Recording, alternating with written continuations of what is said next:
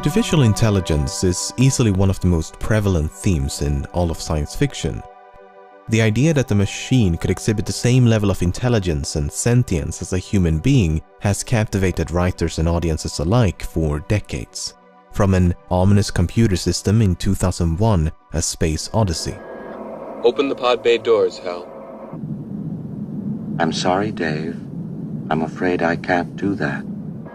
To superhuman androids in Westworld. Turn the other cheek.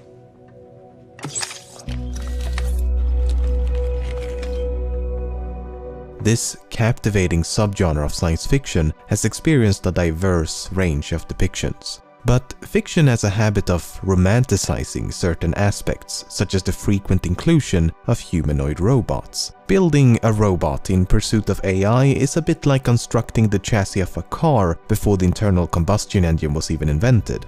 But I guess anthropomorphism is just an easier solution than expecting audiences to get emotionally attached to a few lines of code. Unless you're Joaquin Phoenix, of course, but that dude can do anything.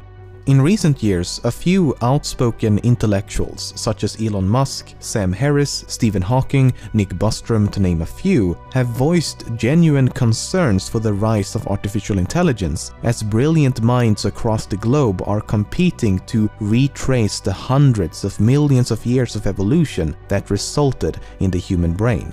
And while many experts have no doubts about machines' ability to achieve human-level intelligence at some point in the future, just as many believe it to be an impossibility. And perhaps it is. Perhaps we are incomprehensibly complex in such a way that we cannot do what nature has done to us. Then again, if random mutations can lead to intelligence, how hard can it be?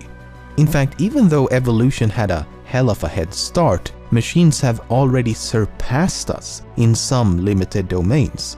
Take the two popular board games chess and Go. The best human chess and Go players in the world have been defeated by artificial intelligence. Just think about that. No human player will ever again become the best at either of these two games. No matter how hard you try, even if you dedicate your entire life to become the best player you could possibly be, it will never be enough. Luckily for us, there's a lot more to the human condition than chess and Go, but is it that dubious to think that more general talents and abilities could be rendered equally obsolete? Assuming it's possible, what happens when machines become more competent at performing any and all physical and mental labor? If AI becomes more competent in every regard, then what purpose or function would be left for us to serve? The music playing in the background of this video was entirely composed by a machine.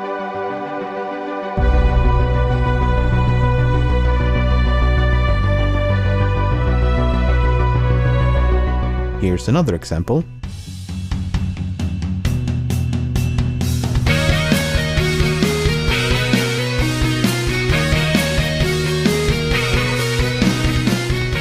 How about some acoustic guitar?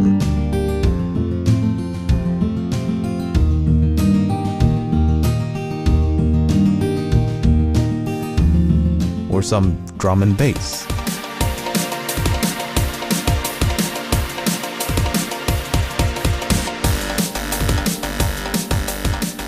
It's quite impressive, but then take a listen to this.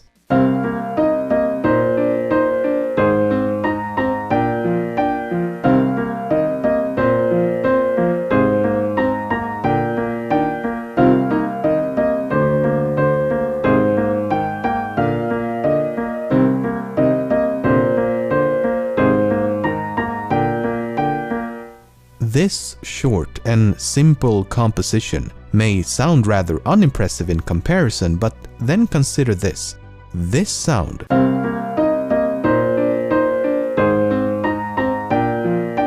is not the sound of a piano. The sound itself, the waveform itself, was created by an AI in an effort to mimic the sound of a piano. Machines have also begun tackling the human language by writing poems. When I in dreams behold thy fairest shade, whose shade in dreams doth wake the sleeping morn, the daytime shadow of my love betrayed lends hideous night to dreaming's faded form. You know who would love this nonsensical mess of words that is inexplicably a real language? That's correct, the Danes. So poems may not be the best example, but news articles is a better one. Machine-written content has become so commonplace and so good that you've likely read a few automated articles without even realizing it. If you pause the video, see if you can discern which of these two paragraphs were written by an AI. The answer will be in the description. Now this is one of my favorites. Many of you have likely played around with text-to-speech engines. You input some text and then a voice will read it aloud. Many of you have likely played around with text-to-speech engines. You input some text and then a voice will read it aloud. Please send help. Up until now, this has been accomplished by having a voice actor read a long series of sentences and words. Then you splice the syllables into tiny samples before attempting to stitch and morph them back together. Artificial intelligence can not only do this in seconds, but can also produce a more natural-sounding speech. Let's take a listen. The Blue Lagoon is a 1980 American romance and adventure film directed by Randall Kleiser.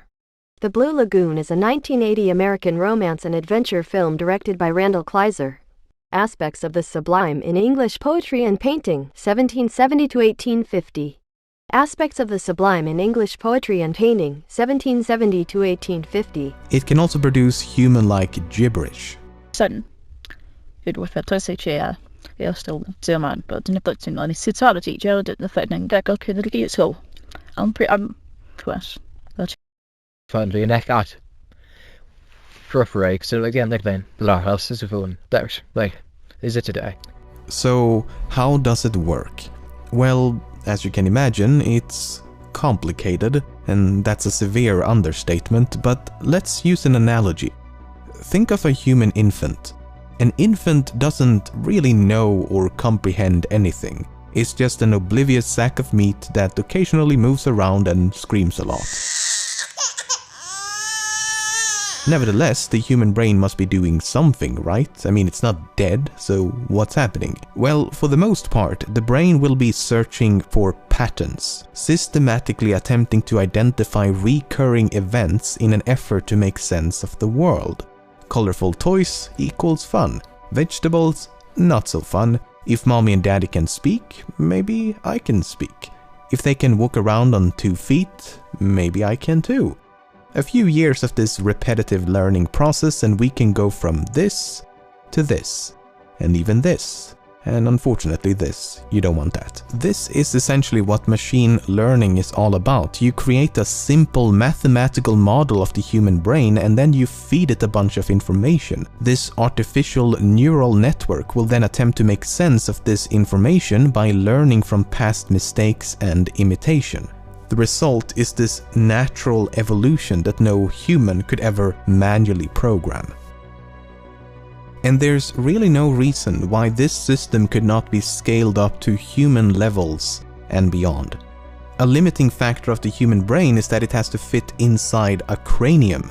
An artificial brain could be the size of a building or larger still. An AI could also operate at the speed of light as well as improve upon itself. In essence, it could teach itself how to learn new things, and in doing so would eliminate the need for a human at the controls. I don't know about you, but the fact that this is even theoretically possible makes me a bit worried for the future. There is a genuine cause for concern, as lost in this idealistic quest for improvement is the function of humanity itself. If we render the species incompetent, what's to prevent artificial intelligence from recognizing that incompetence and taking control? Because how do we control something that is more intelligent than us? It would be like a colony of ants attempting to control even a single person. It just isn't believable. And elaborating upon that analogy, think about the way we treat ants. Most of us don't have some deep hatred for ants, but if they are ever in the way of something that we want to accomplish, we could not care less about their existence. And even if we did care, how would we explain to them that they need to move because we want to construct a building or something? Attempt to explain to the millions of animals living in the jungle the geopolitical and socio-economical reasons for why we continue to destroy their home. It's impossible. They simply lack the intelligence to understand. And that is what so many are concerned about, that we would lack the intelligence to keep up. So this concern for AI has nothing to do with malevolence, it's simply a fear of losing control. Then there's the issue of sentience and cognition, which are entirely different beasts altogether, but if we assume that super intelligence is possible, how long until that happens? It may be sooner than you think, as most estimations seem to land in between 3 to 6 decades. So within this century.